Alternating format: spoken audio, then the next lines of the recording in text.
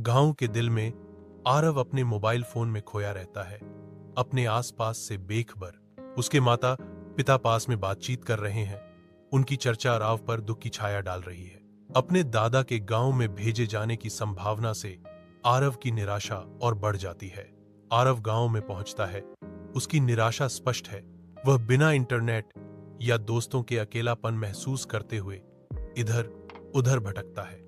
आरव जंगल के पास घूमता रहता है। उसकी अकेलेपन की भावना बढ़ रही है।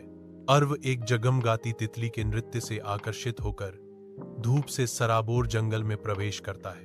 एक चमकदार कली धीरे से चमकती है जो उसकी निगाहों को आकर्षित करती है। एक चांदी जैसी हिरणी प्रकट होती है। उसकी आंखें प्राचीन ज्ञान से भरी हैं। मुझसे वादा करो कि तुम कली की रक्षा करोगे। कभी आशाजनक कली अब आरव की देखभाल से रहित धीरे धीरे गिरावट शुरू हो जाती है।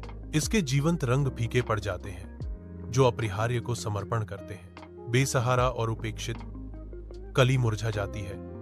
उसका जीवन चुपचाप क्षीण हो रहा है। एक हिरणी जंगल परिषद में लौटती है। उसकी आंखें गहरे दुहक को दर्शाती हैं। प्राचीन पेड़ शांत हो जाते हैं। उनकी पत्तियां फुसफुसाती हैं। रहस्य जैसे ही अर्व को परिषद के केंद्र में ले जाया जाता है। परिषद घोषणा करती है, प्रकृति से किए वादे इंसानों ने तोड़े हैं। हवा प्रत्याशा से भारी हो जाती है। धुंधले पहाड़ की पृष्ठभूमि के खिलाफ अरवा, निमो और बोका उभरते हैं। उनकी आकृतियां उज्जवल आकाश के खिलाफ स्पष्ट हैं। वे शिखर पर खड़े हैं। उनकी यात्रा का चरमोत्कर्ष उनके चेहरों पर अंकित है। उनका मिशन इंतजार कर रहा है। स्मृति बीज की पुनर्प्राप्ति। एक प्राचीन वृक्ष के छत्र के नीचे सूर्य का प्रकाश पत्तियों से छन कर आता है जो अरवे पर धब्बेदार छाया डालता है, जो आशा और आशंका की अभिव्यक्ति के साथ खड़ा है। प्राचीन वृक्ष चुपचाप आर्व की आवाज की मांग करता है, जो किसी बड़ी चीज के वादे के लिए एक बलिदान है।